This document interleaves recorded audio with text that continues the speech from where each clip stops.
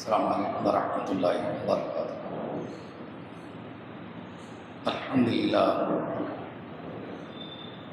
نحمده ونستعينه ونستغفره، نعوذ بالله من شرور أنفسنا وسيئات أعمالنا،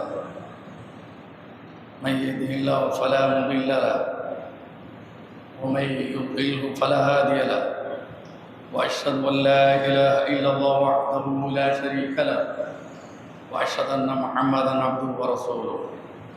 اللهم صل على محمد وعلى آل محمد كما صليت على إبراهيم وعلى آل إبراهيم إنك حميد مجيد.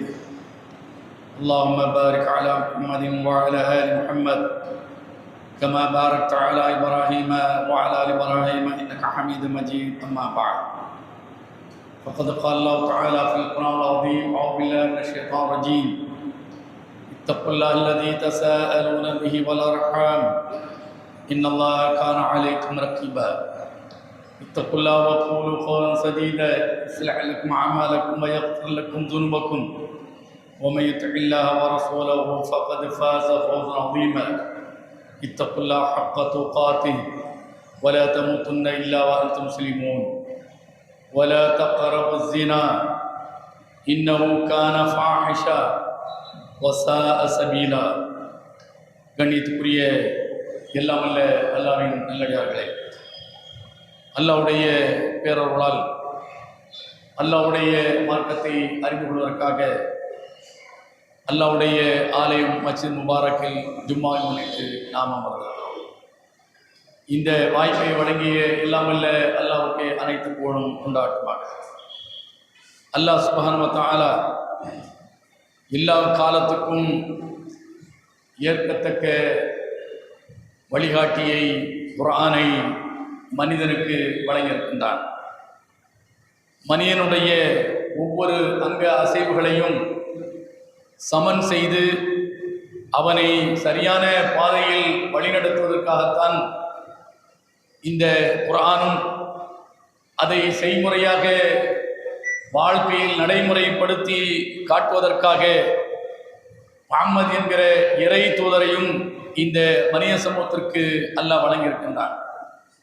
அவர்கள் வாழ்ந்த காலத்தில் அந்த மக்களுடைய கடவுள் கோட்பாடு எப்படி இருந்தது, அது எவ்வாறு சரி செய்யப்பட்டது, அந்த கடவுள் கோட்பாட்டை கொண்டவர்கள் தங்களுடைய வாழ்க்கையில் எப்படியெல்லாம் வாழ்ந்தார்கள், ஏகபோகத்திற்கு சொந்தக்காரர்களாக எல்லா குற்றங்களுக்கும் எல்லா வகையான அத்துமீறல்களுக்கும் முன்மாதிரியானவர்களாக அந்த மக்கள் வாழ்ந்தார்கள். அதற்கு அடிப்படை காரணம் அவர்களுடைய அந்த கடவுள் கோட்பாடு தான். கடவுள் கோட்பாடு சரியில்லை என்று சொன்னால் அதை அடுத்த கட்டத்திற்கு இந்த மனிதனை தவறான வழிக்கு கொண்டு செல்லும் என்பதற்கு நபிகள் நாயகம் ஸல்லல்லாஹு அலைஹி வஸல்லம் அவர்கள் காலத்தில் வாழ்ந்த அந்த மக்கள் தான் அதற்கு முன் உதாரணம். நபி அவர்கள் என்றைக்கு கடவுள் என்பவன் அவன் தனித்தவன், அவனுக்கு நிகரில்லை, இணையில்லை, மனிதனுக்கு நிரந்தரம் இல்லை, கடவுளுக்கு நிரந்தரம் உண்டு, மனிதன் செத்ததற்கு பிறகு மறுமை வாழ்க்கை என்று ஒன்று இருக்கிறது, அதில் அவன் நல்லதற்காக பாராட்டப்படுவதும் கெட்டதற்காக தண்டிக்கப்படுவதும் இருக்கிறது என்பதை மனிதனுக்கு என்றைக்கு அந்த நம்பிக்கை உருவாகிறதோ அன்றைக்குத்தான் அவனுடைய நடவடிக்கைகளும் அதை அடிப்படையாக கொண்டு மாற ஆரம்பிக்கிறது. அந்த நம்பிக்கை இல்லாத போது எல்லா வகையான குற்றச் செயல்களுக்கும் அவன் துணிந்தவனாக, எதையும் அதனுடைய பின்விளைவை பற்றி யோசிக்காதவனாக செய்ய துணிந்து விடுவான் என்பதை நபிகள் நாயகம் ஸல்லல்லாஹு அலைஹி வஸல்லம் காலத்தில் வாழ்ந்த மக்கத்து காபிர்களுடைய வாழ்க்கையை பார்க்கிறோம். ஆதலால் தான் அடிப்படையை அவர்களுக்கு விதைத்தார்கள். 13 ஆண்டுகள் மக்கா வாழ்க்கையில் அடிப்படை கோட்பாட்டை அவர்களுக்கு விதைத்தார்கள். இன்றைக்கு இருக்கிற முஸ்லிம் அல்லாதவரிடத்தில், பெரும்பான்மையான முஸ்லிம்களிடத்தில் இருக்கிற இந்த கடவுள் நம்பிக்கை இதைவிட பல மடங்கு அன்றைக்கு இருந்த மக்கத்து காபிரிடத்தில் இருந்தது. அது அவர்கள் விட்டு சென்ற எச்சமும் மிச்சமும் தான் இன்றைக்கு இருக்கின்றவர்களிடத்தில் இருக்கிறது. அப்படிப்பட்ட அந்த மக்களை ஒரு கடவுள் கோட்பாட்டின் கீழ் அவனை பற்றிய அச்சத்தை அந்த மக்கள் கைக்கொள்ள வேண்டும் என்பதை பற்றி அந்த மக்களுக்கு எடுத்து கூறி நபிகள் நாயகம் ஸல்லல்லாஹு அலைஹி வஸல்லம் அவர்கள் அந்த மக்களை பண்படுத்தினார்கள். 13 ஆண்டு கால வாழ்க்கைக்கு பிறகு 10 ஆண்டு கால மதீனா வாழ்க்கையில் அந்த மக்கள் பண்பட்டவர்களாக வந்ததற்கு பிறகு அவர்களுக்கான வாழ்வியல் வழிமுறைகளை, நடைமுறையில் கடைபிடிக்க வேண்டியவைகளை, உரிமையியலை, அரசியலை, வாழ்வியலை, பொருளாதார இயலை, பொருளியலை, இப்படி எல்லா இயல்களையும் நபிகள் நாயகம் ஸல்லல்லாஹு அலைஹி வஸல்லம் அவர்கள் மதீனாவிலே இந்த மக்களுக்கு போதித்தார்கள். அப்படி போதிக்கப்பட்டதனுடைய விளைவுதான் அதை ஏற்றுக்கொண்டு மறுமையை பயந்து அல்லாஹ்வை நம்பி வாழ்ந்த அந்த மக்களுடைய வாழ்க்கை தான் இன்றைக்கு உலகத்திற்கு முன்மாதிரியாக கொள்ளப்படுகிறது. இந்த அளவிற்கு அவர்களை பண்படுத்தியது எது? இந்த குர்ஆனுடைய போதனை, அல்லாஹ்வுடைய அறிவுரை, வழிகாட்டுதல் என்பதை நாம் இங்கு கவனத்தில் கொள்ள வேண்டும். அல்லாஹ் சுப்ஹானஹு வ தஆலா மதீனாவுக்கு வந்ததற்கு பிறகு பல்வேறு உரிமையியல் சட்டங்களை வழங்குகிறான், பல்வேறு குற்றவியல் சட்டங்களை வழங்குகிறான், அதற்கான தண்டனைகளையும் சேர்த்து அல்லாஹ் சொல்லி காட்டுகிறான். அப்படிப்பட்டவைகளில் ஒன்றை மட்டும் இன்றைக்கு இங்கு நான் கோடிட்டு காட்ட கடமைப்பட்டிருக்கிறேன். அல்லாஹ் திருக்குர்ஆனில் 17வது அத்தியாயம் 32ஆம் வசனத்தில் குறிப்பிடுகிறான், வலா தக்ரபு ஸினா இன்னஹு ஃபாஹிஷத்துன் வ ஸாஅ ஸபீலா. அல்லாஹ் மனிதர்களை பார்த்து பேசுகிறான், நம்பிக்கையாளர்களை பார்த்து பேசுகிறான், நீங்கள் விபச்சாரத்தின் பக்கம் நெருங்காதீர்கள். இன்னஹு ஃபாஹிஷா, அது மானக்கேடான அருவருக்கத்தக்க செயல், அதன் பக்கம் நெருங்கவே நெருங்காதீர்கள். இன்னஹு ஸாஅ ஸபீலா, அது ஆக கெட்ட வழி என்று அல்லாஹ் சொல்லி காட்டுகிறார். ஆக விபச்சாரத்தின் பக்கம் நெருங்காதீர்கள், அது மானக்கேடான செயல், அது கெட்ட வழி என்று அல்லாஹ் அழுத்தம் திருத்தமாக இந்த ஒரு வசனத்திலே சொல்லி காட்டுகிறான். இன்னொரு வசனத்தில் 60ஆம் அத்தியாயம் 12ஆம் வசனத்தில் அல்லாஹ் குறிப்பிடுகிறான், யா அய்யுஹன் நபி இதா ஜாஅக்கல் முஃமினாத் யுபாயிஅனக அல்லா யுஷ்ரிக்ன பில்லாஹி ஷைஆ வலா யஸ்ரிக்ன வலா யஸ்னீன வலா யக்துல்ன அவுலாதஹுன்ன வலா யத்தீன பி புஹ்தானின் யஃப்தரீனஹு பைன ஐதீஹின்ன வ அர்ஜுலிஹின்ன வலா யஅஸீனக ஃபீ மஅரூஃபின் ஃபபாயிஹுன்ன வஸ்தக்ஃபிர் லஹுன்னல்லாஹ் இன்னல்லாஹ கஃபூருர் ரஹீம். அல்லாஹ் சுப்ஹானஹு வ தஆலா 60ஆம் அத்தியாயத்தில் சொல்லி காட்டுகிறான், யா அய்யுஹன் நபி, நம்பிக்கையாளர்களே, இதா ஜாஅக்கல் முஃமினாத், நம்பிக்கை கொண்ட பெண்கள், மூமினான பெண்கள் உங்களிடத்தில் வந்தால், யுபாயிஅனக, எதற்காக வருகிறார்கள்? முஹம்மது அவர்களே, அல்லாஹ்வின் தூதரே, நாங்கள் உங்களிடத்தில் ஒரு உறுதிமொழியை அளிக்கிறோம். என்ன உறுதிமொழி? அல்லா யுஷ்ரிக்ன பில்லாஹ், அல்லா யுஷ்ரிக்ன பில்லாஹ் ஷைஆ, அல்லாஹ்வுக்கு எதையும் நாங்கள் இணை கற்பிக்க மாட்டோம் என்ற வாக்குறுதியை உங்களிடத்தில் நாங்கள் வழங்குகிறோம் என்று நம்பிக்கை கொண்டவர்கள் வந்தால், இதெல்லாம் மதீனாவில் நடக்கக்கூடிய விஷயங்கள். மக்காவை தொடர்ந்து மதீனா போய்விட்டார்கள், தப்பித்தேன் பிழைத்தேன் என்று நபி அவர்களுடைய மதீனா பிரவேசத்திற்கு பிறகு மக்காவில் இருந்த பலர் இதுதான் சரி என்று விளங்கி அவர்கள் மதீனா நோக்கி நபியிடத்தில் போய், அல்லாஹ்வின் தூதரே, நாங்களும் நம்பிக்கை கொண்டு விட்டோம், உங்களிடத்தில் உறுதிமொழி தருகிறோம், உத்தரவாதம் தருகிறோம், நாங்கள் பையத் செய்கிறோம் என்று வந்தால், எதன் மீது பையத்? அல்லாஹ்வுக்கு நாங்கள் எதையும் இணை கற்பிக்க மாட்டோம், வலா யஸ்ரிக்ன, திருட மாட்டோம், வலா யஸ்னீன, விபச்சாரம் செய்ய மாட்டோம், வலா யக்துல்ன அவுலாதஹுன்ன, நாங்கள் எங்களுடைய குழந்தைகளை கொலை செய்ய மாட்டோம், வலா யத்தீன பி புஹ்தானின் யஃப்தரீனஹு பைன ஐதீஹின்ன வ அர்ஜுலிஹின்ன, அதாவது 2 கைகளுக்கும் 2 கால்களுக்கும் இடையில் தேவையில்லாத செயல்கள் நடந்ததாக எவரின் மீதும் பழி சுமத்த மாட்டோம், அவதூறு கூற மாட்டோம், வலா யாஸீனக ஃபீ மஅரூஃப், நன்மையானவற்றில் நல்ல விஷயங்களில் உங்களுக்கு மாறு செய்ய மாட்டோம் என்றெல்லாம் அவர்கள் உம்மிடத்தில் பையத் செய்வதற்காக வந்தால், ஃபபாயிஹுன்ன, அந்த பெண்ணிடத்தில் நீங்கள் பையத் செய்யுங்கள். அப்ப என்னென்ன செயல்கள் மக்காவில் இருந்திருக்கிறது என்பதற்கு இந்த வசனம் சான்றாக இருக்கிறது. அல்லாஹ்வுக்கு இணை கற்பிக்கிற செயல் மக்காவில் இருந்திருக்கிறது, திருடுகிற செயல் மக்காவில் இருந்திருக்கிறது, விபச்சாரம் செய்வது மக்காவில் இருந்திருக்கிறது. அநியாயமாக கொலை செய்வது மக்காவில் இருந்திருக்கிறது. பெத்த பிள்ளைகளையே கொல்லுவது மக்காவில் இருந்திருக்கிறது. அடுத்தவன் மீது அவதூறு கூறுவது மக்காவில் இருந்திருக்கிறது. இதை எதையுமே நாங்கள் செய்ய மாட்டோம். நன்மையானவற்றில் உங்களுக்கு மாறும் செய்ய மாட்டோம். நல்லதை செய்வோம், பொல்லாததை விடுவோம் என்று நாங்கள் உடன்படிக்கை செய்கிறோம் என்று வந்தால் அந்த பெண்களிடத்தில் நீங்கள் உடன்படிக்கை செய்யுங்கள். சுபாயஹுன்ன, அவர்களிடத்தில் நீங்கள் பையத் செய்யுங்கள். அப்போ அந்த உடன்படிக்கையை ஏற்றுக்கொள்ளுங்கள். அந்த உடன்படிக்கையை ஏற்றுக்கொள்ளுங்கள். வஸ்தக்ஃபிர் லஹுன்னல்லாஹ், அந்த பெண்களுக்காக அல்லாஹ்விடத்தில் மன்னிப்பு கேளுங்கள். அந்த பெண்களுக்காக அல்லாஹ்விடத்தில் மன்னிப்பு கேளுங்கள். இன்னல்லாஹ் கஃபூர் ரஹீம், அல்லாஹ் மன்னிக்கிறவனாக இருக்கிறான் என்று அல்லாஹ் 60ஆம் அத்தியாயம் 12ஆம் வசனத்திலே அல்லாஹ் சொல்லி காட்டுகிறான். பாருங்கள், விபச்சாரத்தின் பக்கம் நெருங்கக்கூடாது, திருடக்கூடாது, கொலை செய்யக்கூடாது என்றெல்லாம் எப்போது சொல்லப்படுகிறது? மதீனா வாழ்க்கையில் சொல்லப்படுகிறது. அப்ப மக்காவில் இருக்கிற போது இந்த உரிமையியல் குற்றவியல்கள் குறித்து எதையும் நபி அவர்கள் என்ன செய்யவில்லை, சொல்லவில்லை என்று சொன்னால் தெரிந்து சொல்லாமல் இருந்தார்களா? இல்லை, அவர்களுக்கு அல்லாஹ் சொல்லித் தரவில்லை. ஏன் சொல்லித் தரவில்லை? அவர்கள் இன்னும் பக்குவப்பட வேண்டியிருக்கிறது. அடிப்படை கடவுள் கோட்பாட்டில் இன்னும் ஆழமான நம்பிக்கை அவர்களுக்கு ஏற்பட வேண்டியிருக்கிறது. அதுவரை அவர்களை பண்படுத்த வேண்டிய கடமை இருக்கிறது. ஆதலால் அல்லாஹ்வுடைய தூதர் 13 ஆண்டு மக்கா வாழ்க்கையில் இவை குறித்து எதுவும் அவர்கள் பேசவில்லை. அவை குறித்து அல்லாஹ் அவர்களுக்கு சொல்லித்தரவும் இல்லை என்பதை நாம் பார்க்கிறோம். மதீனா வந்ததற்கு பிறகுதான் இந்த குற்றவியல்களை குறித்த புரிதல் அந்த மக்களுக்கு சொல்லித்தரப்பட்டது. இவைகளெல்லாம் கொடுங்குற்றங்கள், இவைகளுக்கு தண்டனை இருக்கிறது என்றெல்லாம் அந்த மக்களுக்கு போதிக்கப்பட்டது என்பதை நாம் பார்க்கிறோம். அடுத்து பாருங்கள், 23ஆம் அத்தியாயம் முதல் வசனத்திலிருந்து அல்லாஹ் சொல்லி காட்டுகிறான். கத் அஃப்லஹல் முஃமினூன், நம்பிக்கையாளர்கள் வெற்றி அடைந்து விட்டார்கள். நம்பிக்கையாளர்கள் வெற்றி அடைந்து விட்டார்கள். நம்பிக்கையாளர்கள் என்றால் யார்?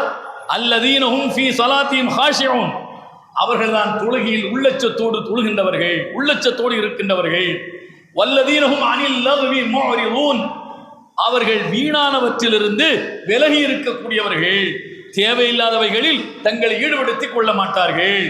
வல்லதீன ஹும் லிஸகாத்தி ஃபாயிலூன், ஜக்காத்தை கொடுக்கக்கூடியவர்கள்.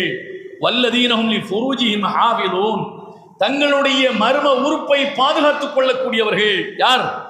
மூமின்கள் என்பதற்கான வரைமுறையை அல்லாஹ் சொல்கிறான். தொழுகையை பேணுவார்கள், உள்ளச்சத்தோடு தொழுகையில இருப்பார்கள், வீணானவற்றிலிருந்து விலகி இருப்பார்கள், ஜக்காத்து கொடுப்பார்கள், மானத்தை காத்துக் கொள்வார்கள்.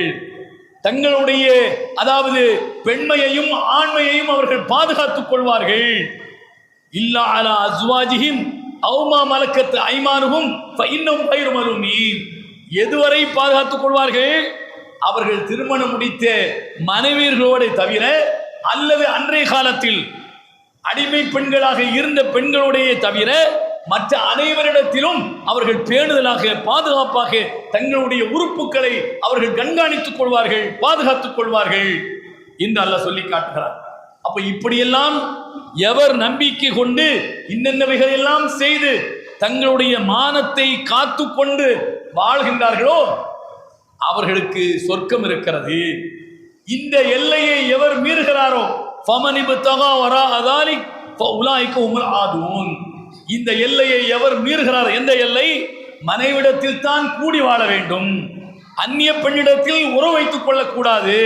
இந்த எல்லையை எவன் மீறினாலும் அவர்கள் வரம்பு மீறியவர்கள், அவர்கள் வரம்பு மீறியவர்கள் என்று அல்லாஹ் சொல்லி காட்டுகிறான். இப்படி வரம்பு மீறாமல் அல்லாஹ் விதித்த வரம்புக்குள் இருந்து வாழ்க்கையை எவன் வாழ்கிறானோ ஹும் எரிசூனல் ஃபிர்தௌஸ், அவர்கள்தான் ஃபிர்தௌஸ் என்கிற சொர்க்கத்திற்கு சொந்தக்காரர்கள். சொர்க்கத்திற்கு போவார்கள். எந்த சொர்க்கம்? ஃபிர்தௌஸ் என்கிற சொர்க்கம். அந்த சொர்க்கம் தான் இருக்கிற சொர்க்கத்திலேயே உயர்ந்த சொர்க்கம். நபிகள் நாயகம் ஸல்லல்லாஹு அலைஹி வஸல்லம் சொல்கிறார்கள், அந்த சொர்க்கத்துக்கு இவர்கள் போவார்கள். மானத்தை காத்துக்கொள்வது மிக முக்கியமான ஒன்று. அநாகரிகமான இந்த செயலில் ஈடுபடுவது கூடாது. இது நிச்சயமாக நம்மை நரகத்தில் கொண்டு போய் தள்ளும் என்கிற இந்த அறிவுரை எல்லாம் மதீனா பிரவேசத்துக்கு பிறகு நபிகள் நாயகம் ஸல்லல்லாஹு அலைஹி வஸல்லம் அவர்கள் அந்த மக்களுக்கு சொல்கிறார்கள். அப்போ விபச்சாரத்தின் பக்கம் நெருங்கக்கூடாது என்கிற இந்த அறிவுரை நபிகள் நாயகம் ஸல்லல்லாஹு அலைஹி வஸல்லம் அவர்கள் மதீனத்து பிரவேசத்துக்கு பிறகு அந்த மக்களுக்கு சொல்கிறார்கள். அவர்கள் எப்படிப்பட்ட நிலைக்கு அவர்கள் தங்களை ஆட்படுத்திக் கொண்டார்கள் என்பதை பின்னால் நாம் அதை அறிந்து கொள்ள இருக்கிறோம். அடுத்து அல்லாஹ் சொல்கிறான் 24ஆம் அத்தியாயம் 2ஆம் வசனத்தில், அஸ்ஸானியத்து வஸ்ஸானி ஃபஜ்லிது குல்ல வாஹித் மின்ஹுமா மிஅத ஜல்தா. ஜானியாவாக இருந்தாலும் சரி, ஜானியாக இருந்தாலும் சரி, விபச்சாரம் செய்கிற ஆண், விபச்சாரம் செய்கிற பெண் ஒவ்வொருவருக்கும் 100 கசையடி அடியுங்கள். இது குர்ஆனுடைய உத்தரவு, குர்ஆனுடைய சட்டம். வலா தஅஹுதுக்கும் பிஹிமா ரஃபத்துன் ஃபீ தீனில்லாஹ். அல்லாஹ் வலித்த இந்த தண்டனையை நிறைவேற்றுகிற போது, அந்த தண்டனை நிறைவேற்றப்படக்கூடிய ஆணாக இருந்தாலும் பெண்ணாக இருந்தாலும் அவர்கள் தண்டனை நிறைவேற்றப்படுகிற நேரத்தில் அவர்கள் மீது நீங்கள் இரக்கம் கொண்டு விடாதீர்கள், அவர்கள் மீது பரிதாபப்பட்டு விடாதீர்கள். ஐயோ ஐயோ என்று அவர்கள் கத்துகிற போது, சத்தம் போடுகிற போது, ஐயோயோ என்று அவர்கள் அழுகிற போது நீங்கள் இறக்கப்படாதீர்கள். வலா தஅஹுதுக்கும் பிஹிமா ரஃபத்துன் ஃபீ தீனில்லாஹ். அல்லாஹ்வுடைய சட்டத்தை நிறைவேற்றுகிற போது அவர்கள் பரிதாபப்படுகிறார்கள் என்பதற்காக நீங்கள் பரிதாபப்பட்டு விடாதீர்கள் என்று அல்லாஹ் சொல்லி காட்டுகிறான். வலா தஅஹுதுமா ஃபீ ரஃபத்துன் ஃபீ தீனில்லாஹ் இன் குன்தும் துமினூன பில்லாஹி வல் யௌமில் ஆகிர். அல்லாஹ்வை மறுமையை நம்பக்கூடியவர்களாக இருந்தால் நீங்க என்ன செய்யாதீங்க, அவர்கள் விஷயத்தில் இறக்கப்படாதீர்கள். வல் யஷ்ஹது அதாபஹுமா தாயிஃபத்தும் மினல் முஃமினீன். அந்த தண்டனையை நீங்கள் 4 சுவருக்குள் வழங்காதீர்கள், முச்சந்தியில் அந்த தண்டனையை கொடுங்கள். வல் யஷ்ஹது அதாபஹுமா தாயிஃபத்தும் மினல் முஃமினீன். நம்பிக்கையாளர்கள் ஒரு கூட்டமே நின்று வேடிக்கை பார்க்கும் போது அவர்களுக்கு தண்டனை கொடுங்கள். எல்லோரும் கண்கொண்ட சாட்சியாக பார்க்க வேண்டும். இந்த விபச்சாரம் செய்த இந்த குற்றவாளிக்கு நீங்கள் அளிக்கிற தண்டனையை அனைவரும் பார்க்க வேண்டும், அனைவரும் சாட்சியாக இருக்க வேண்டும் என்று அல்லாஹ் சொல்லி, சாட்சி ஆக்கி கொண்டு செய்யுங்கள் என்று அல்லாஹ் சொல்லி காட்டுகிறார். அப்ப இந்த நிலை இந்த குற்றத்திற்கு இருக்கிறது என்பதை அந்த மக்களுக்கு அறிவுரையாக, குர்ஆனுடைய வழிகாட்டுதலாக, உத்தரவாக அந்த மக்களுக்கு சொல்லித்தரப்பட்டது. இந்த அறிவுரை, இந்த வழிகாட்டுதல், இந்த எச்சரிக்கை, இதெல்லாம் அவர்களுடைய வாழ்க்கையில் எப்படிப்பட்ட மாற்றத்தை ஏற்படுத்தியது என்பதை ஒரே ஒரு செய்தியின் மூலமாக, ஒரே ஒரு ஹதீஸின் மூலமாக அதை நாம் அறிந்து கொள்ளலாம். என்ன ஹதீஸ்? முஸ்லிமில் 3499வது ஹதீஸ், ஒரு நீண்ட நெடிய ஒரு ஹதீஸ். அந்த ஹதீஸில் புரைதா இப்னுல் ஹசீப் என்கிற சஹாபி சொல்லி காட்டுகிறார், ஜா மாயிஸ் இப்னு மாலிக் இலன் நபி ஸல்லல்லாஹு அலைஹி வஸல்லம். மாயிஸ் பின் மாலிக் என்கிற ஒரு சஹாபி நபியிடத்திலே வந்து, யா ரசூலல்லாஹ் தஹிர்னி, அல்லாஹ்வின் தூதரே என்னை சுத்தப்படுத்துங்கள், என்னை சுத்தப்படுத்துங்கள் என்று சொன்னார். நபிகள் நாயகம் ஸல்லல்லாஹு அலைஹி வஸல்லம், வைஹக், என்னாச்சு உனக்கு? இர்ஜி ஃபஸ்தக்ஃபிரில்லாஹ், போ திரும்பி போய் அல்லாஹ்ட்ட போய் மன்னிப்பு கேளு. நான் என்ன வாஷிங் மிஷினா? பிஜேபியில் சேர்ந்த உடனே எல்லாம் வந்து சுத்தமாயிரும். என்ன நாட்டையே கொள்ளையடித்தாலும் பிஜேபியில் சேர்ந்தாச்சுன்னா என்ன, பிஜேபி வாஷிங் மிஷினை போட்டாச்சுன்னா கிளீன் ஆயிடுவான். அப்போ எந்த அப்பழுக்கத்தவனாக ஆகிவிடுவான். அது மாதிரியானா? அப்படியே நினைச்சீங்க? இல்லை. போ நீ திரும்பி போய் அல்லாஹ்ட்ட மன்னிப்பு கேளு, அல்லாஹ் உன்னை தூய்மைப்படுத்துவான். அல்லாஹ்ட்ட மன்னிப்பு கேட்டு உன் பாவத்தை மன்னித்து விட்டால் அல்லாஹ் உன்னை தூய்மைப்படுத்துவானா? அல்லாஹ்ட்ட போய் மன்னிப்பு கேள், தூப இலை, அவன்கிட்ட போய் தௌபா கேளு என்று சொன்னார்கள். கால ஃபரஜஅ கைர் பஈத், அவரும் அல்லாஹ்வுடைய தூதர் சொல்லிட்டாங்க அப்படின்னு திரும்ப போயிட்டாரு. கொஞ்ச நாள் கூட அவரால் இருக்க முடியல, அவருடைய மனது உறுத்துகிறது. திரும்ப கால யா ரசூலல்லாஹ் தஹிர்னி, திரும்ப வர்றாரு, அல்லாஹ்வின் தூதரே என்னை சுத்தப்படுத்துங்கள் என்று திரும்பவும் வந்து நபியிடத்தில் வந்து இருக்கிறாரு சொன்னார். நபிகள் நாயகம் ஸல்லல்லாஹு அலைஹி வஸல்லம், வைஹக் இர்ஜி ஃபஸ்தக்ஃபிரில்லாஹ் வ தூபு இலை, என்ன சொல்றேன், போ திரும்பி அல்லாஹ்ட்ட போய் மன்னிப்பு கேள், அல்லாஹ்ட்ட தௌபா கேள் என்று திரும்பவும் அனுப்பினார்கள். திரும்ப கொஞ்ச நாள் திரும்ப அவருக்கு இருக்க முடியல. திரும்ப 3ஆவது முறை வருகிறார். 3ஆம் முறை வரும்போதும் தஹிர்னி யா ரசூலல்லாஹ், என்னை சுத்தப்படுத்துங்கள் என்று என்ன செய்தார் சொன்னார். நபிகள் நாயகம் ஸல்லல்லாஹு அலைஹி வஸல்லம் 3ஆம் முறையும் வைஹக், ஆசமா போறவர போ அல்லாஹ்ட்ட போய் மன்னிப்பு கேளு, தௌபா செய் என்று மீண்டும் என்ன அந்த மனிதரை நபிகள் நாயகம் ஸல்லல்லாஹு அலைஹி வஸல்லம் என்ன திருப்பி அனுப்பினார்கள். ஹத்தா இதா கானத்திர் ராபிஆ, 3வது தடவையும் போயிட்டாரு. திரும்ப 4வது தடவையும் வர்றார். 3வது தடவை போனவராக ஒரே பக்கம் போயிருக்கலாம் தானே. 4வது தடவையும் அவருக்கு உள்ள முறுத்தியதால் நபியிடத்தில் திரும்பி வருகிறார். கால லஹு ரசூலுல்லாஹி ஸல்லல்லாஹு அலைஹி வஸல்லம், வந்த உடனே, என்னப்பா நீ 3 முறை வந்திய, என்னை சுத்தப்படுத்த சொன்னிய, என்ன சுத்தப்படுத்துற, என்ன ஒண்ணுமே சொல்லலையே, எதை சுத்தப்படுத்த வேண்டும் என்று, ஃபீம அத்ஹருக், உன்னை எதிலிருந்து நான் சுத்தப்படுத்த வேண்டும் என்று நபி அவர்கள் இந்த மாயிஸை பார்த்து கேட்டார்கள். கால மினஸ்ஸினா, அவர் சொன்னார், நான் விபச்சாரம் செய்து விட்டேன், விபச்சார குற்றத்திலிருந்து என்னை சுத்தப்படுத்த வேண்டும் என்று அந்த தோழர் சொன்னார். ஃபஸஅல ரசூலுல்லாஹி ஸல்லல்லாஹு அலைஹி வஸல்லம், நபிகள் நாயகம் ஸல்லல்லாஹு அலைஹி வஸல்லம் இருந்த தோழர்களிடத்தில் கேட்டார்கள், அபிஹி ஜுனூன், பைத்தியமா, என்னாச்சு இப்படி சொல்றாரு என்று சஹாபாக்களிடத்தில் கேட்டார்கள். அப்ப சஹாபாக்கள் சொன்னார்கள், ஃபஉக்பிர அன்னஹு லைஸ பிமஜ்னூன், அவர் மஜ்னூன்லாம் கிடையாது, அவர் பைத்தியம்லாம் கிடையாது என்று சஹாபாக்கள் நபிக்கு பதில் சொன்னார்கள். ஃபகால அஷரிப ஹம்ரன், தண்ணீர் அடிச்சிருக்காரோ என்று நபி அவர்கள் கேட்டார்கள். உடனே சஹாபாக்கள் சொன்னார்கள், காம ரஜுல் ஃபஸ்தன்கஹு ஃபலம் யஜித் மின் ஒரே ஹம், உடனே படான ஒரு சஹாபி எழுந்தார். ஓ, வாய ஊதியா அப்படின்னு ஊத சொன்னார். யார? மாயிஸ் என்கிற சஹாபியை வாய ஊதி என்று சொன்னார். அவர் ஊதினார். வாயிலிருந்து துர்வாடை வருமா இல்லையா? சரக்கு அடிச்சா அந்த சரக்கு வாடை வரவில்லை, சாராய வாடை வரவில்லை. உடனே அந்த தோழர் நபிகள் நாயகம் ஸல்லல்லாஹு அலைஹி வஸல்லம் வந்து சொன்னார், இந்த வாசனை வரலையே, சாராயம் அடித்ததற்கான எந்த அடையாளம் இல்லையே என்று அவர் சொன்னார். நபிகள் நாயகம் ஸல்லல்லாஹு அலைஹி வஸல்லம் ரசூலுல்லாஹி ஸல்லல்லாஹு அலைஹி வஸல்லம் திரும்ப இப்பதான் கேட்கிறாங்க, அஸனைத, நீ விபச்சாரம் செய்தாயா என்று கேட்டார்கள். கால நாம், ஆமாம், நான் விபச்சாரம் செய்து விட்டேன், நான் விபச்சாரம் செய்து விட்டேன். அமர பிஹி ஃபருஜிம, அப்போதுதான் நபிகள் நாயகம் ஸல்லல்லாஹு அலைஹி வஸல்லம் உத்தரவு போட்டார்கள், இவரை கல்லால் எறிந்து கொல்லுங்கள், இவரை கல்லால் எறிந்து கொல்லுங்கள் என்று உத்தரவு போட்டார்கள். கான நாசு ஃபீஹி ஃபுர்கத்தைன், இப்படி சொன்ன உடனே கூடியிருந்த சஹாபாக்கள் 2 கருத்து பிரிவுகளாக மாறிவிட்டார்கள். 2 பிரிவாயிட்டாங்க. இந்த தண்டனை நபி அவர்கள் அறிவித்த உடனே இருந்த சஹாபாக்கள் 2 பிரிவாயிட்டாங்க. காயிலு யகூல் லகத் ஹலக லகத் ஹாதத் பி ஹத்தியத்துஹு, ஒரு பிரிவினர், இவர் அழிஞ்சு நாசமா போனாரு, இவர் செய்த குற்றம் இவரை அழித்து விட்டது என்று ஒரு பிரிவினர்.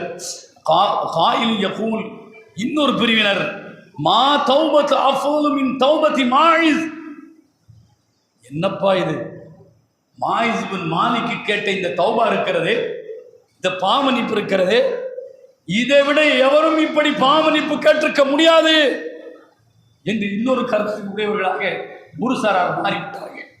ஒரு சாரார் வாலண்டியரா வந்து இவர் ஒத்து விபச்சாரம் செய்துவிட்டேன் என்று சொன்னதுனால தானே அல்லாஹ்வுடைய தூதர் கல்லால் எறிந்து கொல்லுங்கள் என்று சொன்னார்கள், தொலைஞ்சார் மாயிஸ் என்று ஒரு சாரார். இன்னொரு சாரார், என்ன மனிதன், இப்படி ஒரு மனிதரை நாம் பார்த்திருக்கவே முடியாது, தானாக முன் வந்து தான் செய்த தவறை, அதற்கான தண்டனையை தாருங்கள், என்னை தூய்மைப்படுத்துங்கள் என்று சொல்கிற மனநிலைக்கு ஒருவர் வந்திருக்கிறார் என்று சொன்னால், இவரை விட சிறந்த தௌபா செய்தவர் வேறு எவரும் இருக்க முடியாது என்று இன்னொரு சாரார். உடனே நபிகள் நாயகம் ஸல்லல்லாஹு அலைஹி வஸல்லம் அன்னஹு ஜாஅ இல நபி ஸல்லல்லாஹு அலைஹி வஸல்லம் வலஅ யதஹு ஃபீ யதிஹி ثم قال, நபிகள் நாயகம் ஸல்லல்லாஹு அலைஹி வஸல்லம் அவர்கள் உக்துல்லி பில் ஹிஜாரா, அப்ப 2 கருத்துடையவர்களாக ஆகிவிட்டார்கள். ஆனதுக்கு பிறகு அந்த மாயிஸ் நபியிடத்தில் வந்தார்கள். வலஅ யதஹு ஃபீ யதிஹி, நபிகள் நாயகம் ஸல்லல்லாஹு அலைஹி வஸல்லம் அவருடைய கையின் மீது மாயிஸ் தன்னுடைய கையை வைத்தார். சும்ம கால, நபிகள் நாயகம் ஸல்லல்லாஹு அலைஹி வஸல்லம் அவர்களை பார்த்து சொன்னார், உக்துல்லி பில் ஹிஜாரா, கல்லால் என்னை எறிந்து கொல்லுங்கள் என்று சொன்னார். யார் சொன்னார்? மாயிஸ் என்கிற தோழர் சொன்னார். கால ஃபலபிசு பிதாலிக யௌமைன் அவ் ஸலாசன், ஒரு நாள், 2 நாள், 3 நாள் அப்படியே போனது. பிறகு சும்ம ஜாஅ ரசூலுல்லாஹி ஸல்லல்லாஹு அலைஹி வஸல்லம் வஹும் ஜுலூஸ், சஹாபாக்கள் எல்லாம் அமர்ந்திருக்கும் போது நபிகள் நாயகம் ஸல்லல்லாஹு அலைஹி வஸல்லம் அவர்கள் வந்தார்கள். இப்போ சல்லம சும்ம ஜலச, சஹாபாக்களுக்கு சலாம் கூறிவிட்டு நபி அவர்கள் இந்த சபையிலே அமர்ந்தார்கள். கால, அதாவது அவர் கல்லால் இருந்து கொல்லப்பட்டு விட்டார். ஒரு நாள், 2 நாள், 3 நாள் கடந்ததற்கு பிறகு நபி அவர்கள் சஹாபாக்கள் சூழ்ந்திருக்கிற அவைக்கு பள்ளிக்கு வருகிறார்கள். வந்ததற்கு பிறகு சலாம் சொல்லிவிட்டு அமர்ந்ததற்கு பிறகு நபிகள் நாயகம் ஸல்லல்லாஹு அலைஹி வஸல்லம் பேசுகிறார்கள். என்ன பேசுகிறார்கள்? இஸ்தக்பிரு லி மாயிஸ் பின் மாலிக், எல்லாரும் மாயிஸ் பின் மாலிக்கு அல்லாஹ்விடத்தில் மன்னிப்பு கேளுங்கள் என்று சொன்னார்கள். மாயிஸ் பின் மாலிக்குக்காக அல்லாஹ்விடத்தில் மன்னிப்பு கேளு சொன்னார்கள்.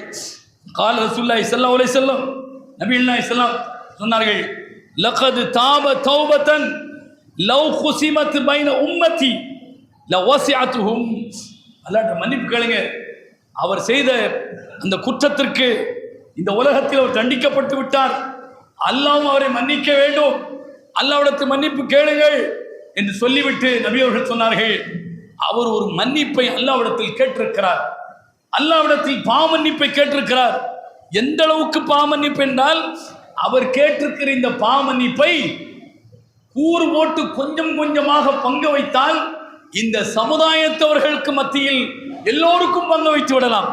எல்லோருடைய குற்றத்திற்கும் அது தௌபாவாக, பாவ மன்னிப்பாக அமைந்துவிடும். அந்த அளவுக்கு உச்சபட்சமான ஒரு மன்னிப்பை அல்லாஹ்விடத்தில் கேட்டு பெற்றிருக்கிறார். எனவே அவருக்காக நீங்கள் மன்னிப்பு கேளுங்கள். அப்படின்னா என்ன அர்த்தம்? அவ்வளவு, அதாவது மதிப்பெண்ணே போட முடியாத அளவிற்கு உயர் ரகமான உச்சமான பாவமன்னிப்பை கேட்டிருக்கிறார். எல்லோருடைய கணக்கிலும் அந்த பாவமன்னிப்பை பங்கு வைக்கிற அளவிற்கு பாவமன்னிப்பு கேட்டிருக்கிறார் என்று நபிகள் நாயகம் ஸல்லல்லாஹு அலைஹி வஸல்லம் அவர்கள் சொல்லி காட்டினார்கள். பிறகு சும்ம கால ஜாஅத்து இம்ராத்துன், கொஞ்ச நேரத்துக்கு பிறகு ஒரு பெண்மணி வருகிறாள். ஒரு பெண்மணி வந்தாள். அவள் வந்து நபிகள் நாயகம் ஸல்லல்லாஹு அலைஹி வஸல்லம் அவளத்தில்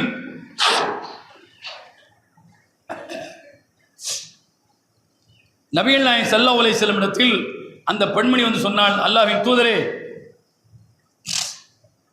சும்ம ஜா இம்ராத்து மின் காமிதி மினல் அஸ்தி, அஸ்து குடும்பத்தை சேர்ந்த காமித் என்கிற ஒரு பெண் நபியிடத்தில் வந்தாள். காலத் யா ரசூலல்லாஹ், அல்லாஹ்வின் தூதரே, தஹிர்னி, அவளும் அதே பாணியில என்னை தூய்மைப்படுத்துங்கள் என்று அந்த பெண் நபியிடத்தில் சொன்னாள்.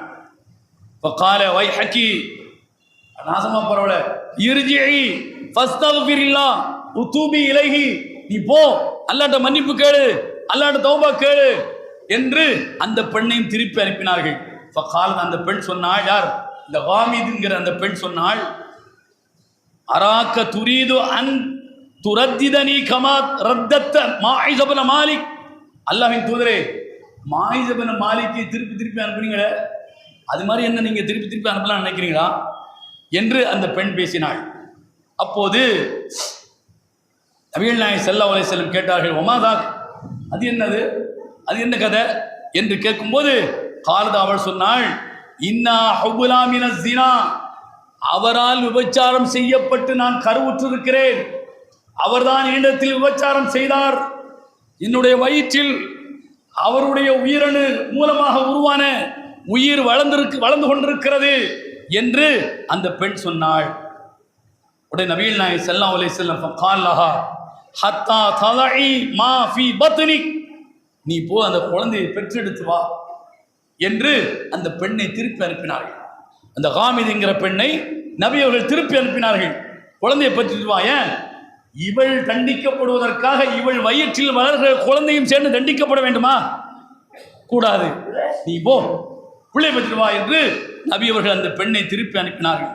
கால ஃபஅத்தன் நபிய ஸல்லல்லாஹு அலைஹி வஸல்லம் ஃபகால கத் வலஅத்தில் காமிதியா, உடனே போய் மிஷனாது, உடனே குழந்தை பெற்றுட்டு வர்றதுக்கு அப்போ அதுக்கு 8 மாதமோ 9 மாதமோ காத்திருந்து அந்த பெண் அதை முழுமையாக வளர்ச்சி அடைந்ததற்கு பிறகு அந்த பெண்ணை காமிதி என்கிறவள் பெற்றெடுத்தாள். அந்த குழந்தையை பெற்றெடுத்தாள்.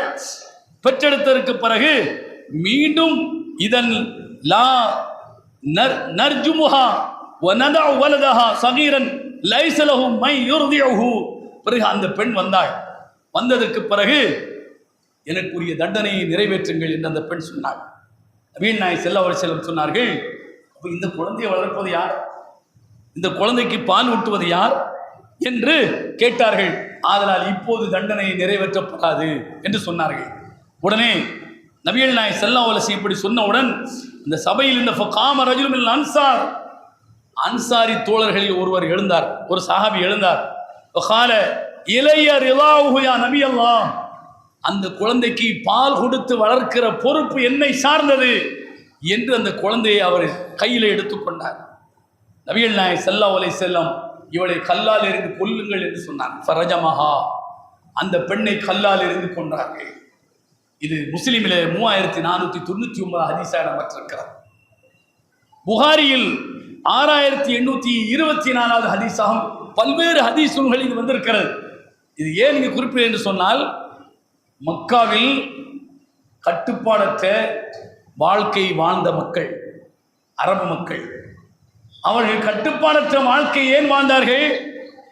அவர்களை வழிநடத்துகிற எந்த வழிகாட்டுதலும் நெறிமுறைகளும் அவர்களுக்கு இல்லை. கண்டதே காட்சி கொண்டதே கோலம் என்கிற நிலையில் இருந்தார்கள். கடவுளை பற்றிய தவறான புரிதல் இருந்தார்கள். ஆதலால் எந்த பெருங்குற்றத்தையும் சர்வசாதாரணமாக செய்யக்கூடிய ஒட்டுமொத்த சமூகத்தினுடைய குற்றவாளிகளாக அவர்கள் அனைவருமே இருந்தார்கள். அந்த மக்களைத்தான் இந்த குர்ஆன் பண்படுத்தியது. மதீனா வந்ததற்கு பிறகு தாங்கள் செய்தது தவறு என்று அவர்களுடைய உள்மனது உறுத்தியதற்கு பிறகு ஓடோடி வந்து இந்த தவறுக்கு எனக்கு தண்டனையை தாருங்கள் என்கிற கேட்கிற அளவிற்கு அவர்களை மாற்றியது என்று சொன்னால், இதுதான் குர்ஆனுடைய மிகப்பெரிய அற்புதம். இதான் நபிகள் நாயகம் ஸல்லல்லாஹு அலைஹி வஸல்லம் தந்த அந்த இஸ்லாத்துடைய மிகப்பெரிய ஒரு அற்புதம் என்பதை இங்கே நாம் அதை நினைத்து பார்க்கிறோம். இப்படிப்பட்ட இந்த குற்றவியல் தண்டனைகள் இருந்ததனுடைய விளைவு அந்த மக்களை ஒவ்வொருவராக புடம்போட்ட தங்கங்களாக உருவாக்கியது. ஆதலால் தான் உலகத்தில் எந்த சமூகத்தை பார்த்தும் சொல்ல முடியாத அளவிற்கு ஒரு பொற்காலத்தில் வாழ்ந்த சமூகமாக அந்த அரபு சமூகம், நபி அவர்கள் காலத்தில் வாழ்ந்த நபித்தோழர்களுடைய சமூகம் கருதப்படுகிறது. அத்தகையவர்களாக அல்லாஹ் உங்களையும் என்னையும் ஆக்கிடுவானாக. வாஹிர் அல்ஹம்துலில்லாஹி ரப்பில் ஆலமீன்.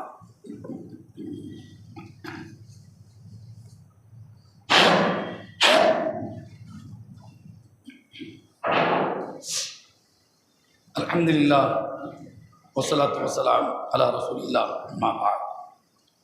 இத்தகுல்லாஹ ஹக்க துகாத்தி வலா தமூதுன்ன இல்லா வஅன்தும் முஸ்லிமூன். கண்ணியத்துக்குரிய சகோதரர்களே, தாய்மார்களே,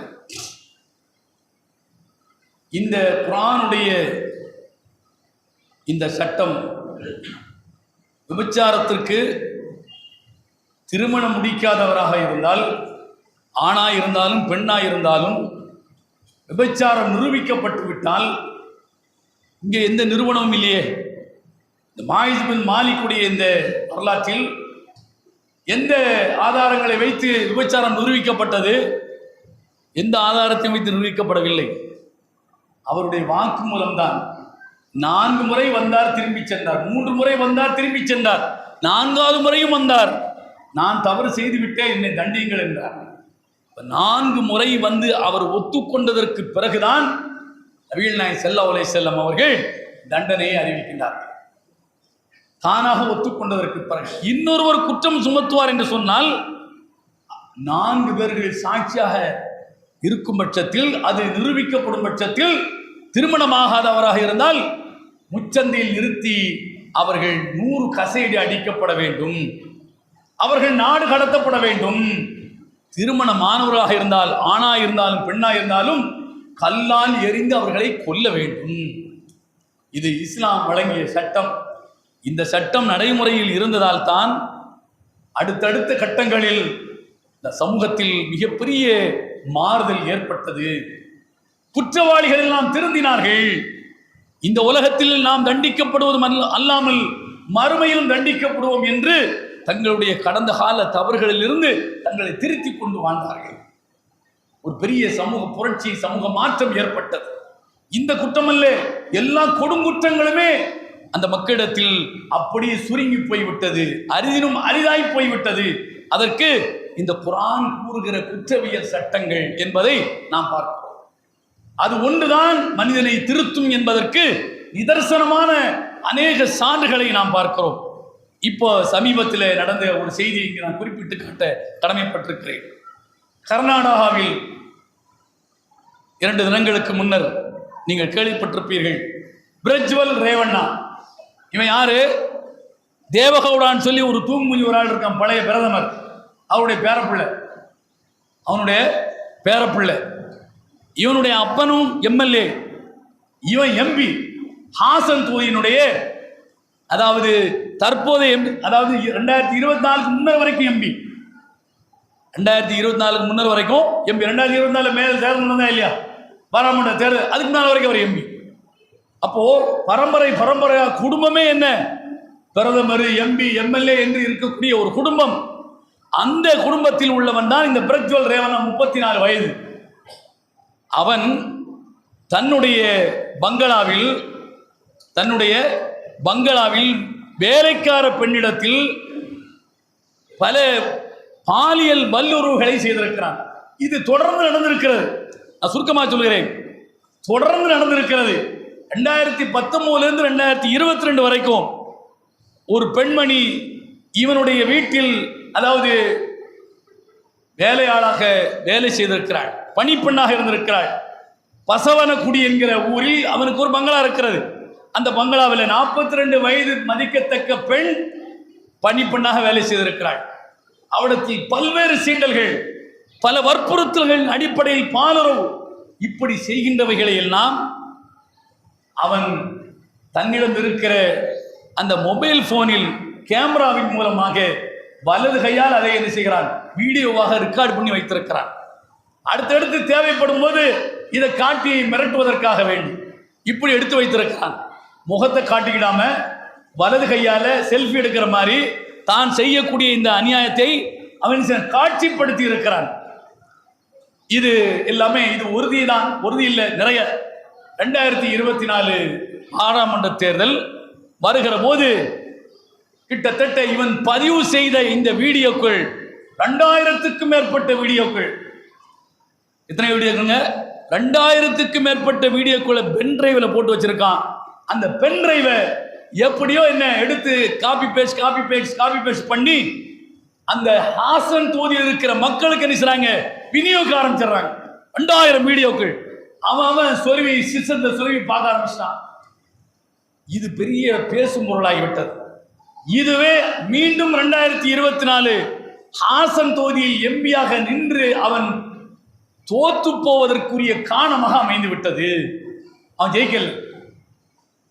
இப்போ அவன் செய்த அந்த தகுதித்தங்கள் எலெக்ஷனுக்கு பிறகு அது வழக்காக காவல்துறைக்கு கொண்டு செல்லப்பட்டு காவல்துறை, அதாவது ஹாலே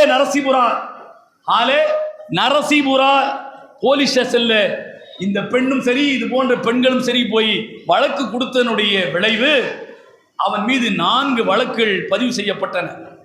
376 section 2N, 354A, 354C IBC, 506/2, 66E, அதாவது வற்புறுத்தி விபச்சாரம் செய்தது, அதாவது சீண்டல் செய்தது, அதை வீடியோ செய்தது, இப்படி பல்வேறு பிரிவுகளில் அவன் மீது வழக்கு பதிவு செய்து எப்போ 2019 22 நடந்தவைகள் எல்லாம் வெளிக்கு வர ஆரம்பித்து இது வழக்காக 2024 கொண்டு செல்லப்பட்டு ஸ்பெஷல் கோர்ட் பெங்களூர்ல எம்பி எம்எல்ஏக்களுடைய வழக்கை விசாரிப்பதற்காக இருக்கக்கூடிய சிறப்பு நீதிமன்றத்தில் இந்த வழக்கு வேகமாக நடத்தப்பட்டு அத்தனை ஆதாரங்களும் நிரூபிக்கப்பட்டு விட்டன.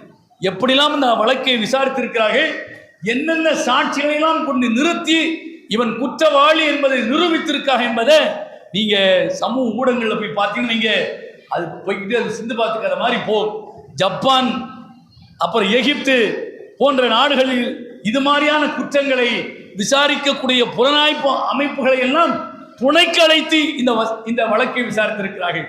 அதாவது அவன்தான் இந்த வீடியோவில் இருக்கிறான் என்பதற்கு பல காட்சிகளை ஓட விட்டு பார்த்து வலது கையால மொபைல் வச்சு ரெக்கார்ட் பண்ணும்போது இடது கை மட்டும்தான் தெரியும், முகம் தெரியாது.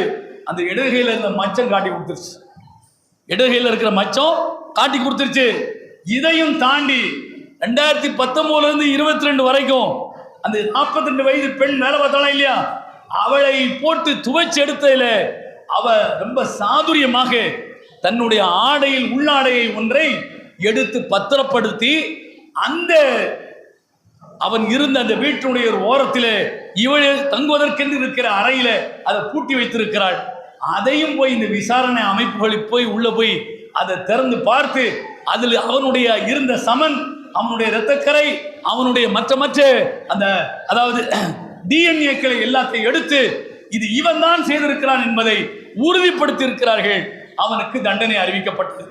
பெங்களூர் ஸ்பெஷல் நீதிபதி, அந்த விசாரணை ஸ்பெஷல் கோர்ட்டுடைய நீதிபதி, அவனை சந்தோஷ் கஜனன் பட்டு என்கிற நீதிபதி வாழ்நாள் முழுக்க அவனுக்கு சிறை.